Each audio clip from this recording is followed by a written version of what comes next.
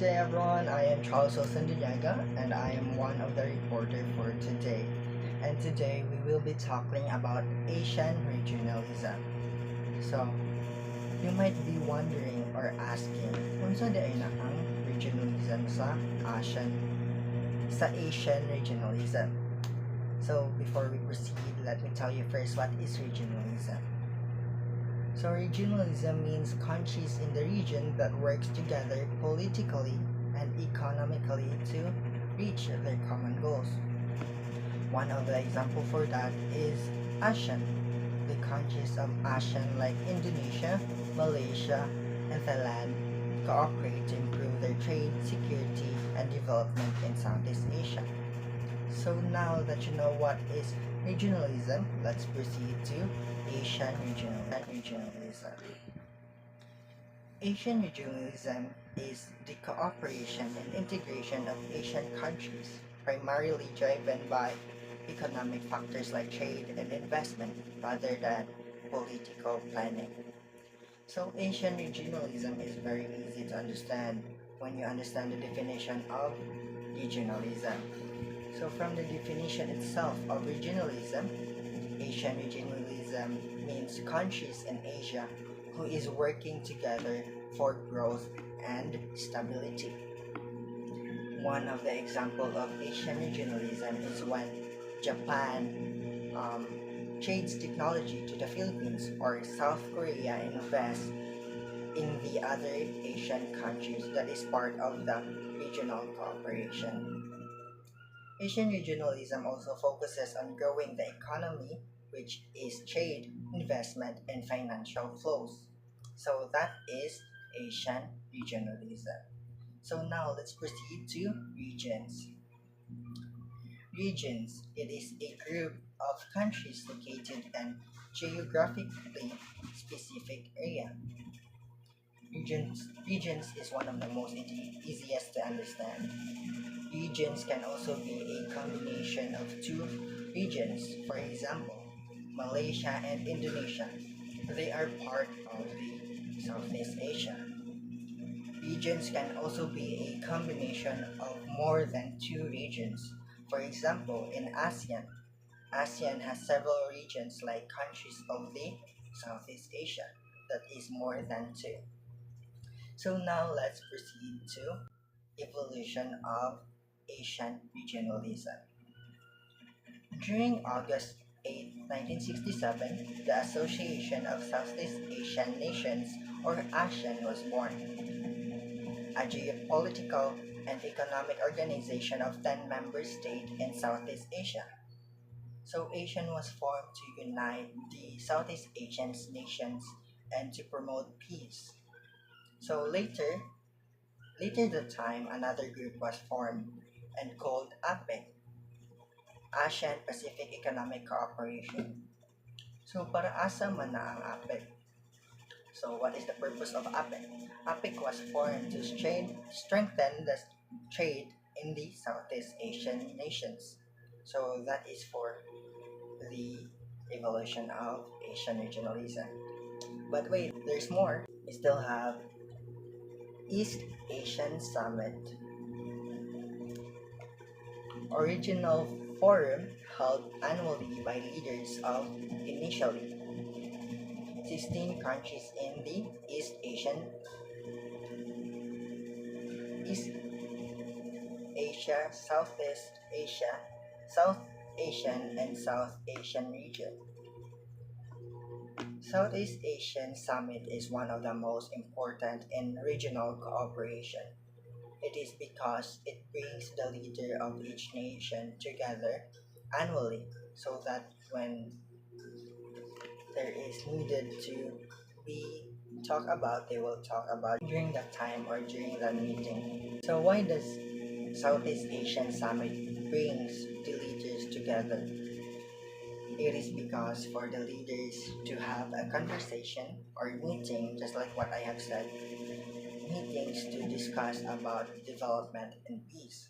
And also they can also share their thoughts and opinions and share their ideas to improve the other nations. So that's all for my part, and I hope you all learned something from me and you will use that in the future. And that would be helpful. So let us proceed to the next reporter. Good day, everyone. I am April Rose Dusdus. Today, I'll be the second reporter of Asian Regionalism. So, let's start to the three proposition of Asian Regionalism. So, the first proposition of Asian Regionalism is that geographical Asia is too diverse for cultural Asia. It is cultural homogeneity is not a guarantee for regionalist community formation. This means that Asia is made up of many different culture, language, religions, and tradition, making it difficult to form a single unified cultural Asia. Even if some Asian countries share similar cultural traits, that alone does not ensure strong regional unity. True regionalism requires cooperation, shared goals, and mutual understanding beyond just cultural similarities. So let's have the second one. Geographical Asia is too small for globalizing Asia.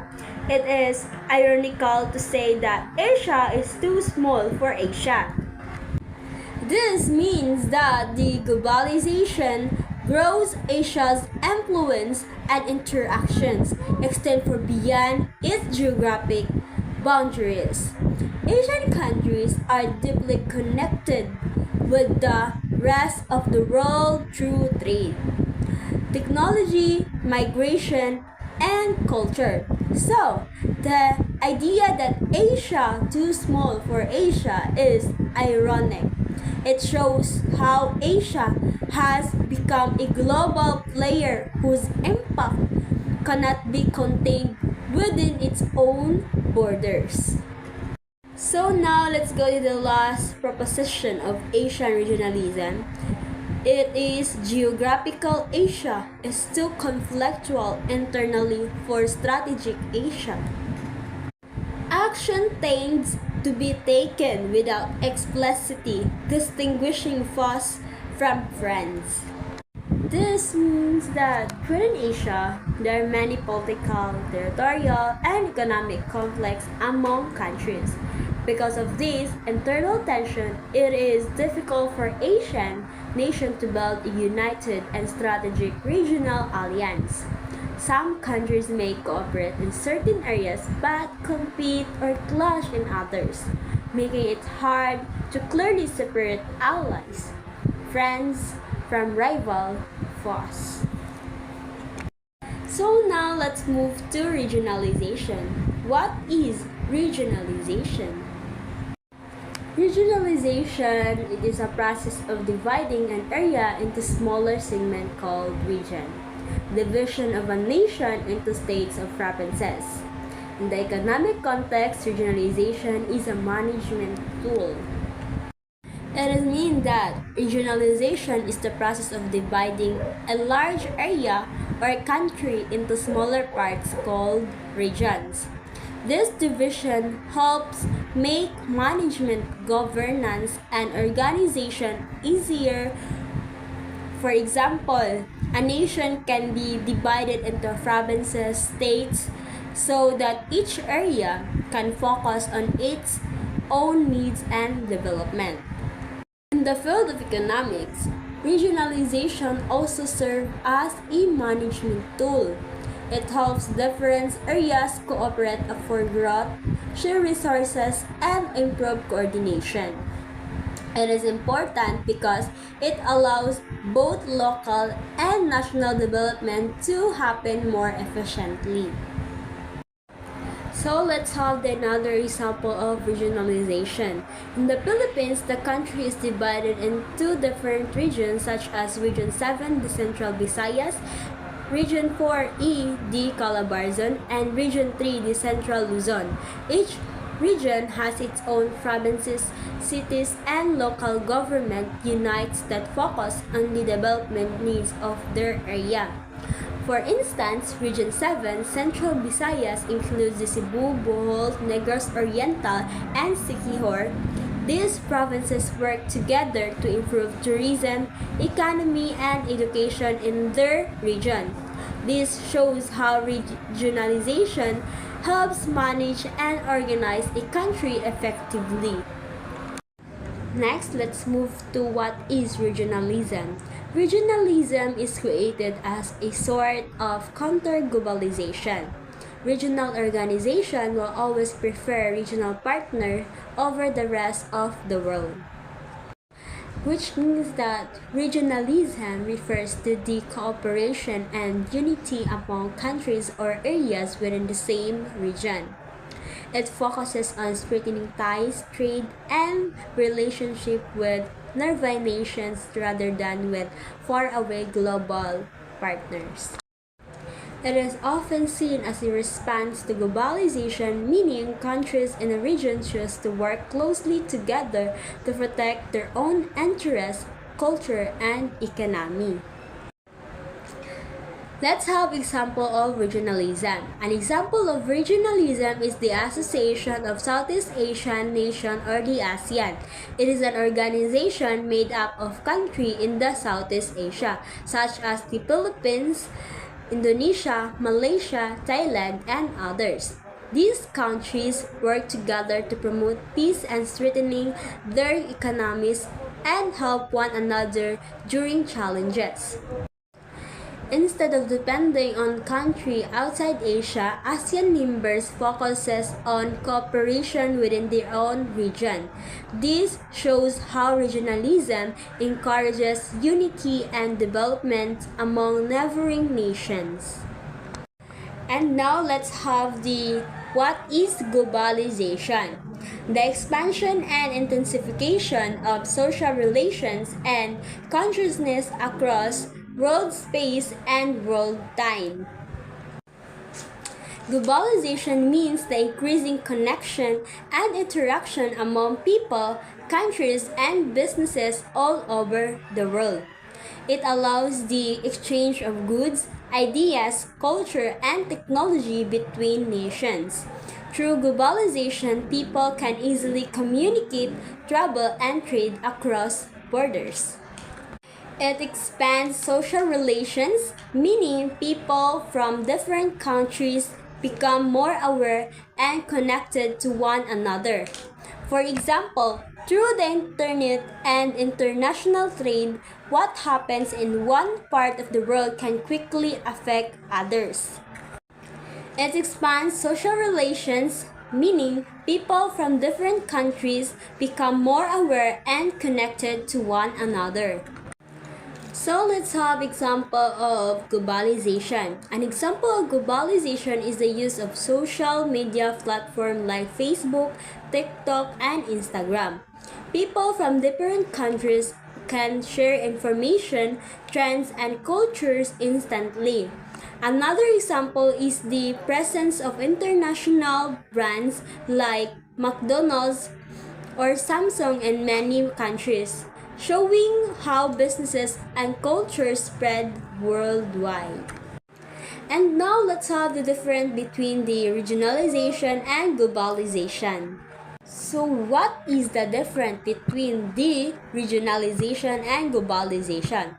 Regionalization, it focuses on cooperation and connection among countries within a specific region, like Asia or Europe. It strengthens a relationship, trade, and unity between nearby nations that share similar interests, culture, or goals. On the other hand, globalization connects the whole world. It involves the exchange of goods, ideas, information, and culture among all nations, making the world more interconnected and dependent on one another. In short, that the globalization is the worldwide connection, while the regionalization is regional cooperation among nearby countries. Let's have this table of globalization and regionalization. In nature, globalization promotes integration of economies across state borders all around the world. So it means that globalization is nag-connect siya into economies, cultures, and societies worldwide, promoting interaction and cooperation beyond borders. And also, nag-encourage siya to those countries to work together globally for trade, communication, and development. Why regionalization divide an area into smaller segments, what we call region. So in this part, the regionalization is divides area into smaller segments or regions. As what I said earlier, that the regionalization is the divide area into smaller segments or regions. Para sa naitabo sa country of Philippines, which is na-divide siya into different region. And this focus only on local or regional cooperation, and it limits interaction mainly within a particular area rather than the whole world.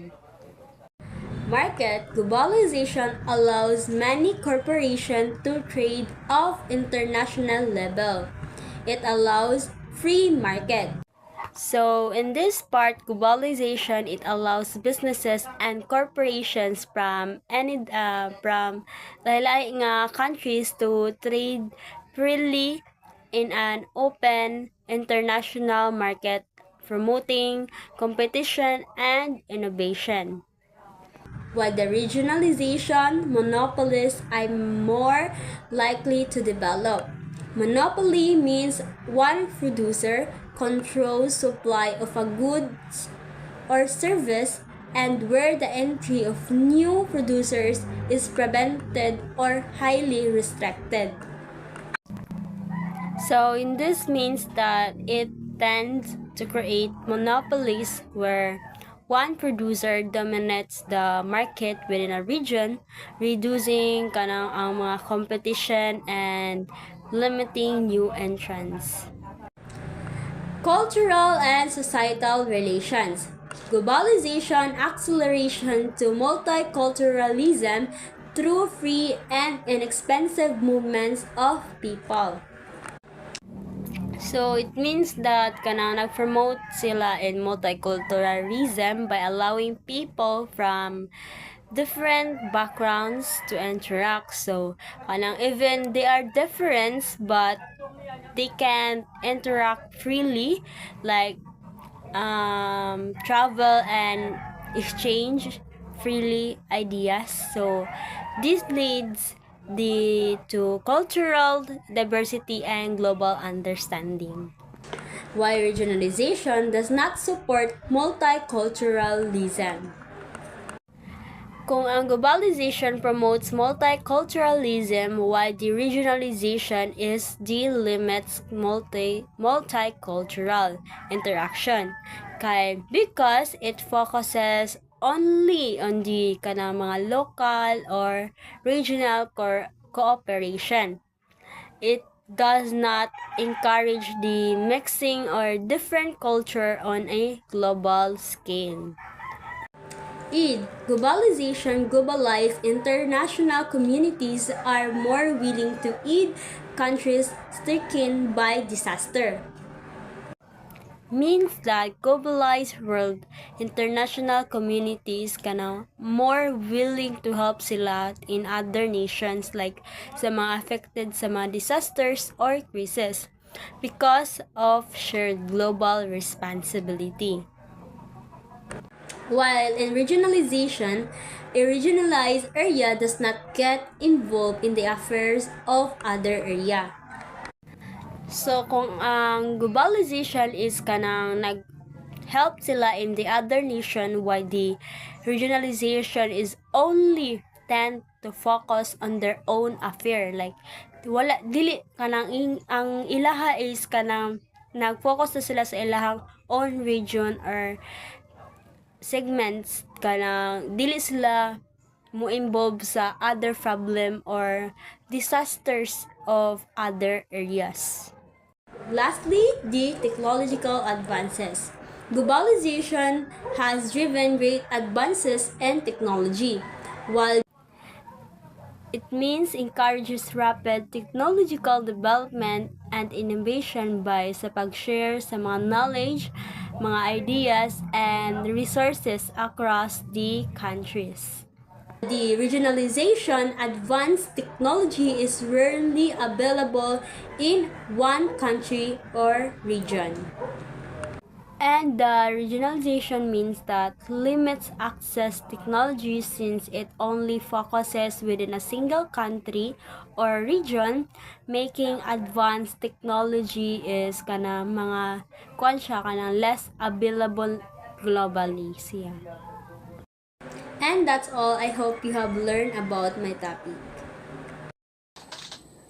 Hi everyone, good day. So today I'll be presenting about the regional integration in Asia. So regional integration is a process where two or more nations agree to work together closely to achieve peace, stability, and prosperity. So in simple terms, it's when countries unite for common goals like development and cooperation.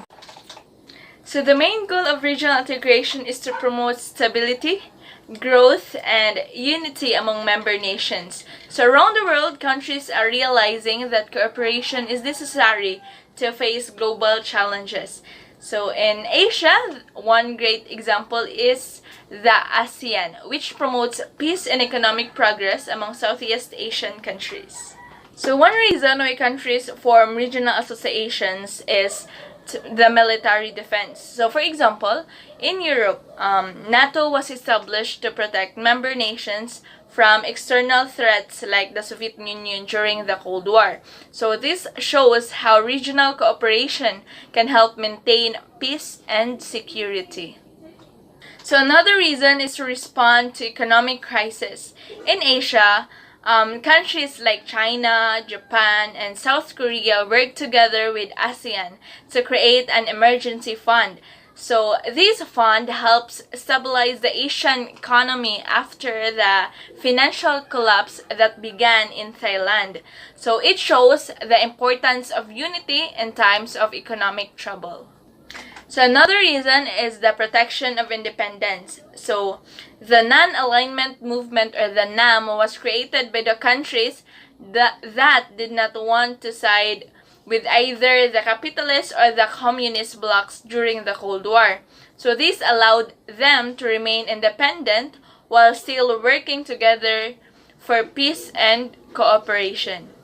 Countries also form regional associations to share and control resources. So, for instance, OPEC gained power when its members took control of oil production and prices. By pooling resources, countries can increase their influence globally and protect their economic interest. So, there are many factors that continue to bring Asian countries closer together.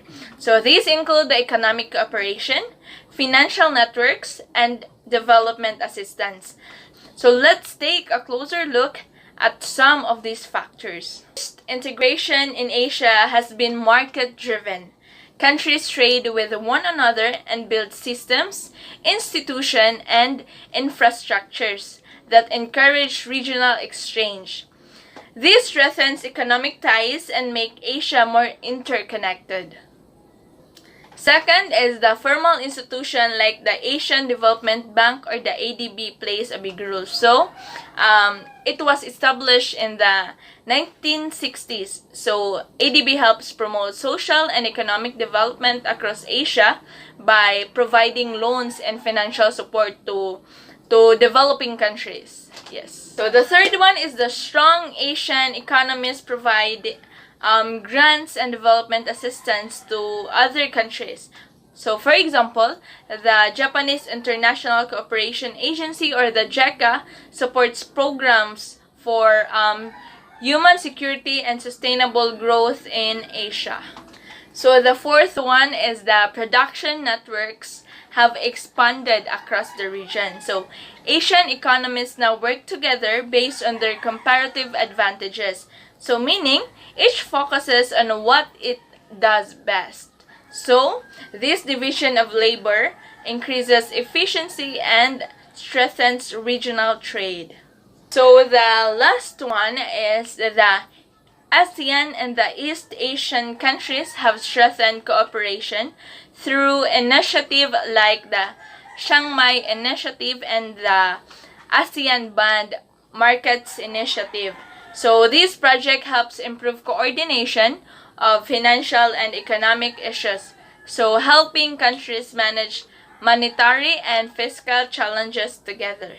To conclude, regional integration plays a vital role in promoting peace, stability, and development in Asia. So through organizations like ASEAN, ADB, and JECA, Asian nations show that cooperation leads to collective strength and prosperity. So thank you, and that's the end of my presentation. So, I will be discussing the challenges to regionalism. Start with the international migrant labor.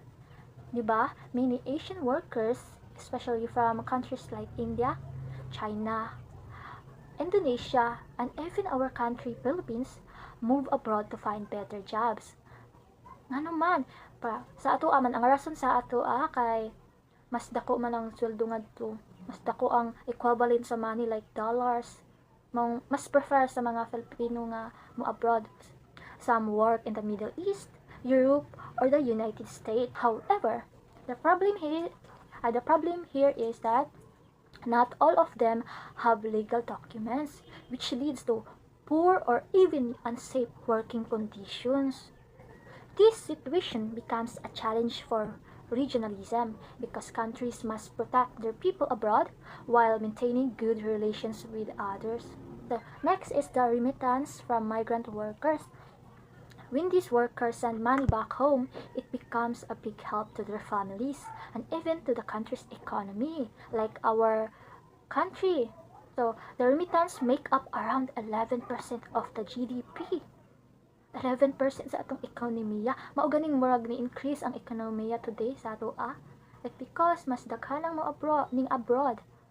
So, but ang ngayon man unta sa atong country. But at the same time, this creates economic dependence.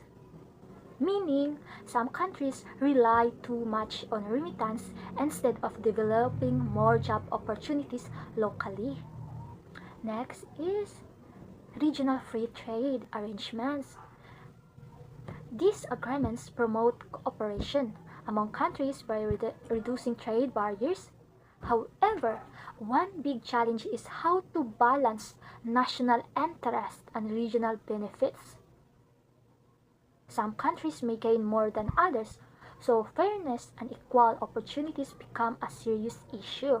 Like, dili man gyud na nato mahalikayan nga rich country, tapos mga developing pa, mas makagain ang kana nga rich country kaysa sa katong mga kuan pa developing. Maong kuan gid siya kanang threat gid siya sa fairness and equality. Another one is open regionalism, which is shown through the Asia-Pacific Economic Cooperation. So, this promotes open trades, not just among members, but also with non-members. The challenge here is maintaining fairness and stability, just like the regional free trade arrangement. So, kuan gini siya, maka-challenge gini siya sa fairness and stability, especially during economic crisis, when countries tend to prioritize their own survival rather than the region's unity. Last is the Asian products in global market. So Asia has made a big impact on global culture, right? Like Japan with Hello Kitty and anime, and even Korea with K-pop and K-dramas. But even with this success, Asian countries still face the challenge of competing globally while protecting local industries. It's about staying creative and unique without losing our identity as a nation as a representation of our nation. For the next part of my report, I will be discussing how different Asian states confront the challenges of globalization, regionalization, and COVID-19. So, kung naay challenges, naay confrontation gina, no? So, first, the formation or the creation of ASEAN, or should I say, Association of Southeast Asian Nation, which was founded on August 8, 1967 by Indonesia, Malaysia, Singapore, Thailand, and the Philippines. And right now, there are 10 members of the ASEAN, the Singapore, Vietnam, Philippines, Myanmar, Brunei, Indonesia, Malaysia, Cambodia, Laos, and Thailand. So the main goal of ASEAN is to promote economic growth, social progress, and cultural development within the region. It also encourages unity and cooperation among countries to face common problems together. So basically, ASEAN helps members work as one big family rather than competing against each other, just like inside a classroom. Bale, ang katong each students mao mga countries, mga Asian countries. So, imbis na mag-compete sila sa usag-usa, they work together, they work as a family. Next is energy and environment. So, Asia's rapid growth has led to a high demand for energy. So, ASEAN countries are now focusing on science and technology to create sustainable energy sources. They also aim to secure sea lanes and trade routes since these are important for business and importing goods. At the same time, countries are now promoting environmental friendly policies to balance economic development with protecting nature. Next is migration management. So many Asian countries face challenges related to migration because of population growth and differences in job opportunities. Some countries like Malaysia deploy troops and naval forces to manage or limit migrant arrivals. So, tungod sa kanang mas daghan ang mga ning migrate nga mga tao. So, just like Malaysia, nag-deploy sila og mga forces para ma-manage nila, malimitahan nila ang pag-arrive sa katong mga migrant worker. At the same time, ASEAN also works on protecting migrant worker safety and rights, making sure they are treated fairly while still maintaining border control. So, protektahan po nila mga migrant workers. Next is organized crime and security. Because of globalization, communication and transportation become easier. But this also allowed terrorism, human trafficking, and smuggling to spread faster. To respond, Asian countries are strengthening laws, improving border security, and sharing intelligence with one another. So, through regional cooperation, they can fight crime more effectively and maintain peace and safety in the region. Next, military rules. So, ASEAN countries also strengthen their military forces to face both old and new security threats. Some, like South Korea, they use military conscription, where men are required to serve for a few years. This helps maintain national defense even when resources are limited, and it prepares citizens to respond when needed. Next is globalization and democracy. So globalization affects both democratic and authoritarian countries. Differently, democratic nations often adapt faster because they promote transparency, accountability, and rule of law.